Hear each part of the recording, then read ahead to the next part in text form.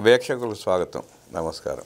రాష్ట్రంలో రాజకీయాలు జరుగుతున్న నేపథ్యంలో ఒక పక్కన చంద్రబాబు నాయుడు గారు అహర్నిశలు కష్టపడి జగన్మోహన్ రెడ్డి అనే దుర్మార్గుడు సర్వనాశనం చేసి ఐసీయూలో పెట్టెళ్ళిన రాష్ట్రాన్ని బయటికి తీసుకొచ్చి తన విజన్తో తన మీద ప్రపంచానికి ఉన్న నమ్మకంతో రాష్ట్రాన్ని అభివృద్ధి చేసుకుంటూ ఇచ్చిన హామీ ప్రకారం సంక్షేమ కార్యక్రమాలు చేసుకుంటూ అలాగే మొన్న మెంతా తుఫాన్ సందర్భంగా ప్రజలను ఆదుకునే తీరు ప్రపంచాన్ని అబ్బరపరుస్తూ ఉంటే దుర్మార్గులు సైకోలు వైసీపీ దొంగల ముఠాకు మాత్రం కంట కింపుగా మారింది. సొంత చెల్లిని సొంత తల్లిని మెడబట్టి బయటికి గంటేసి వాళ్ళ ఆస్తులు లాక్కుని దుర్మార్గంగా ప్రవర్తిస్తున్న అన్న ఒక పక్కనైతే రాష్ట్ర ప్రజలకి అన్న కాకపోయినా సొంత అన్న కాకపోయినా తోడబుట్టిన అన్న కాకపోయినా పెద్దన్నలాగా మొన్న తుఫాన్ సందర్భంగా పేద ప్రజల్ని మహిళల్ని ఆదుకున్న తీరు ప్రపంచాన్ని అబ్బరపరుస్తూ ఉంది.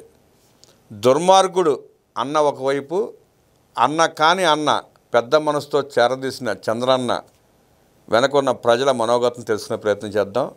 విశ్లేషించడానికి మనతో పడున్నారు సోషల్ యాక్టివిస్ట్ శ్రీలీల గారు. వారిని అడిగి మరిన్ని విశేషాలు తెలుసుకుందాం. నమస్తే శ్రీలీల గారు. నమస్తే అండి. ఇందాక చెప్పినట్టు దుర్మార్గపు అన్న జగన్మోహన్ రెడ్డి ఒక పక్కన, అన్న కాని ప్రజల అన్న పేదల అన్న చంద్రన్న మన తుఫాన్ సందర్భంగా ఆ కుటుంబాలను ఆదుకున్న తీరు, ఆడపడుచులకు అండగా నిలబడిన తీరు, వాళ్ళని కాపాడుకున్న తీరు ఎట్లా విశ్లేషిస్తారు, ఎట్లా చూస్తారు? ఏదన్నా మనం సినిమాలో వింటూ ఉంటాం, వీడు అన్న కాదు అడవి దున్న అని. ఆ జగన్మోహన్ రెడ్డికి బాగా సరిపోయిద్ది అని చెప్పి ఇప్పుడు వినిపిస్తున్న మాటలు. అన్న కాదు అడవి దున్న జగన్ రెడ్డి, బాగుంది టైటిల్. ఎందుకు ఈ విధంగా అనుకోవాల్సి వస్తుంది, అసలు మీరు ఎందుకు ఇలా మాట్లాడుతున్నారు అని అనొచ్చు. అంటే ఈ రోజున కొన్ని వీడియోలు చూస్తే ఆడపడుచులు ఆంధ్రప్రదేశ్లో మరి వాళ్ళు కన్నీటి పర్యంతం అయిపోతూ, మేము ఆ ఇల్లు వదిలిపెట్టి రాము అన్నా కూడా బలవంతంగా మమ్మల్ని పునరావాస కేంద్రాలకు చేర్చారు, మరి సొంత కుటుంబీకులు కూడా సొంత తోడబుట్టిన అన్నలు తమ్ముళ్ళు కూడా ఈ రోజున ఇంటికి రానివ్వని పరిస్థితిలో మమ్మల్ని ఇక్కడికి తీసుకొచ్చి పాలు బ్రెడ్ అసలు బాత్రూమ్లు కూడా ఏ విధంగా ఉన్నాయో కూడా వాళ్ళు చెప్తుంటే, మరి ఇంతకంటే ఇంకేం కావాలి? అన్న అని అనిపించుకున్నందుకు సొంత అన్న కాకపోయినా చంద్రన్న మమ్మల్ని ఇంత గొప్పగా ఇక్కడికి తీసుకొచ్చి చూస్తున్నాడు, ఇది చాలు అని చెప్పి వాళ్ళు ఎంతో ఆనందంతో ఆయన నిండు నూరేళ్లు చల్లగా ఉండాలని చెప్పి కోరుకుంటున్నారు. మరి ఇంకొక వైపు చూస్తే జగనన్న, మరి జగనన్న గోరుముద్ద, జగనన్న కోడిగుడ్డు, జగనన్న క్రికెట్ గార్డు, జగనన్న చిక్కి, అదనమాట జగనన్న పాలు, ఇన్ని రకాలుగా ఉంటే రాష్ట్రంలో మరి అప్పుడు మరి ఈయనేం చేశాడు? బాబాయి పాపం కూతురు ఆవిడకి న్యాయం చేయలేదు. సొంత ఆయన రక్తం పంచుకొని పుట్టిన షర్మిలారెడ్డి ఆవిడకి న్యాయం చేయలేదు. సరే 9 నెలలు ఈయన్ని మోసి కనిపించిన విజయలక్ష్మి ఆవిడకి న్యాయం చేయలేదు. మరి ఈ రోజున ఎవరిని ఏ విధంగా చూస్తున్నారు రాష్ట్ర ప్రజలు? మరి 2019 నుంచి 24 వరకు జగన్మోహన్ రెడ్డి రాష్ట్రంలో మరి ఈ రోజున పాపం నిన్న ఆయన ఒక వీడియో కాన్ఫరెన్స్ పెట్టి వాళ్ళందరికీ సలహాలు సూచనలు ఇచ్చాడంట. అంటే తుఫాన్ అయిపోయాక వచ్చి రాష్ట్రంలోకి సలహాలు సూచనలు ఇచ్చాడు. బాగున్న మొక్కలను కూడా పీకేసి బాగలేవని చెప్పండి, ఏమన్నా పాడవకపోతే మీరే బాగా తొక్కేసి రండి, ఇవేగా వాళ్ళు ఇచ్చే సలహాలు సూచనలు. ఎందుకు ఇలా అనుకుంటున్నారు? మరి ఆయన సరిగ్గా చేయడని అని అనుకోవచ్చు. గతంలో చూసాం మిర్చి ఆర్టికళ్ళు ఏం చేశారు, పొగాకు బేళ్ళు ఏం చేశారు, మామిడి పళ్ళు ఏం చేశారు అని. మరి ఇంత చరిత్ర ఉన్న వాళ్ళకి మరి మరి ఇదే మనకి ఫీడ్బ్యాక్ వస్తుంది ఈ రోజున, వీళ్ళు ఈ విధంగానే చేస్తారు అని. నిజంగా జగన్మోహన్ రెడ్డి ఈ రోజున న్యాయం చెయ్యాలి అంటే, రాష్ట్ర ప్రజల మీద అంత ప్రేమే ఉంటే, మరి రాష్ట్ర ప్రజల్లో భాగంగా 2 చెల్లెళ్ళు 1 తల్లి ఉన్నారు, వాళ్ళకి చేస్తే ఫస్ట్ న్యాయం.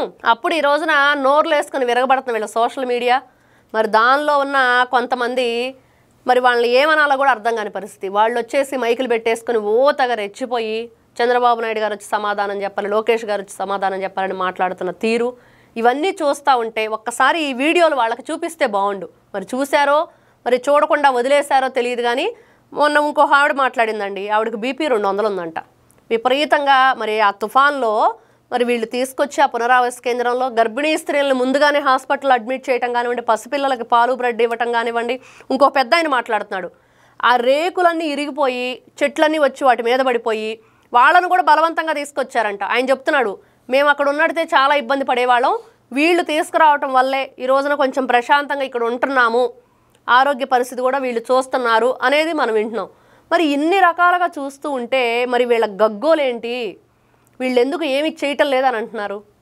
ప్రజలు కష్టాల్లో ఉన్న సమయంలో తుఫాన్ తీవ్రతను గుర్తించి 4 రోజుల పాటు చంద్రబాబు నాయుడు గారు, ఉప ముఖ్యమంత్రి పవన్ కళ్యాణ్ గారు, మంత్రులు నారా లోకేష్ గారు, అనిత గారు, ఇతర మంత్రులు ఆ 4 రోజులు ఆర్టీఏ సెంటర్లో కూర్చుని పర్యవేక్షిస్తూ అధికారులకు దిశానిర్దేశం చేస్తూ విలువైన ప్రాణాలను కాపాడుకోవడంలో సఫలీకృతమైతే ఈ సన్నాసులు, దుర్మార్గులు, చేతకాని చవటలు జగన్మోహన్ రెడ్డి ముఖ్యమంత్రిగా ఉన్న సమయంలో వరదలు వచ్చినప్పుడు కూడా అందరికి గుర్తుండే ఉంటుంది. తూర్పుగోదావరి జిల్లాలో అతలాకుతలమైతే ఇంటికి 5,000 ప్రకటించి ఒక్కరికి కూడా పైసా ఇవ్వకుండా దిగమింగిన దుర్మార్గులు ఈ జగన్మోహన్ రెడ్డి దండుపాలెం బ్యాచ్. అలాంటి సన్నాసులు వెధవలు కూడా ఇవాళ ప్రభుత్వం చేస్తున్న సంక్షేమ కార్యక్రమాలను మెచ్చుకోకపోయినా పర్వాలేదు, కానీ దిగజారిపోయి ఇంకా దిగజారటానికి కూడా ఆస్కారం లేదనుకున్న స్థాయిలో దిగజారిపోయిన ఈ దుష్టులు ప్రభుత్వం గురించి మాట్లాడుతూ ఉంటే అసహ్యం పుడుతుంది, చిరాకేస్తూ ఉంది. దాన్ని ఎట్లా చూస్తారు మీరు? ఇక్కడ ఒకటేనండి, వాళ్ళు ఎన్ని రకాలుగా ఈ గగ్గోలు పెట్టిన గతంలో ఏం చేశారు, ఇప్పుడు ఏం చేస్తున్నారు అనేది కూడా మనం చూస్తున్నాం. వాళ్ళు ఏం చేసినా కూడా ఎందుకు చేస్తున్నారు అంటే వాళ్ళు చేసే మంచి కనిపించకుండా ఉండాలి, వీళ్ళు చేసే చెడు ఏదైతే ఉందో అది ప్రజలకు వినిపించకుండా ఉండాలి. కేవలం వాళ్ళ ఏదైతే ఈ తిప్పలు పడుతున్నారో అవన్నీ కూడా ప్రజలకు మేలు జరిగిద్దా వీళ్ళ వల్ల అంటే ఉప్పు గల్లంత ఉపకారం లేదు జగన్మోహన్ రెడ్డి వల్ల. 2024 ఈ రోజున మోంతా తుఫాను కంటే కూడా భయంకరమైన తుఫాను గాల్లో కొట్టుకుపోయాడు జగన్మోహన్ రెడ్డి, 11కు పరిమితం అయ్యాడు. వాస్తవం. మరి అయినా కూడా మాకు బుద్ధి రాదు, మేము బుద్ధి లేని వాళ్ళమని పదే ఎన్నిసార్లు చీగొట్టించుకుంటారు వీళ్ళు, ఎన్నిసార్లు మొహాను ఉమ్మేయించుకుంటారు. అయినా కూడా ఇదే ధోరణి పద్ధతి మారట్లేదు.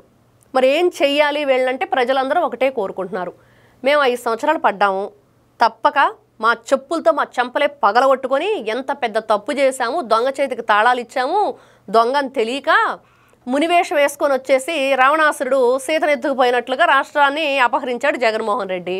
మరి ఇవన్నీ చూసిన ప్రజలు ఇంకా బుద్ధి వచ్చింది, ఒకే ఒక ఛాన్స్, నో ఛాన్స్ అన్నారు. ఇప్పటికి కూడా ఇంకా మాకు వీళ్ళ బాధలు తప్పట్లేదు. మరి మళ్ళీ ఈ రోజున కూటమి ప్రభుత్వం 2024లో అధికారంలోకి వచ్చి ఎట్లయితే రాష్ట్రాన్ని ఆదుకుందో వీళ్ళ చెర నుండి మమ్మల్ని ఆదుకోవాలంటే వీళ్ళని జైలుకు పంపించండి ఫస్ట్ అనేది రాష్ట్ర ప్రజలందరూ కోరుకుంటున్నారు.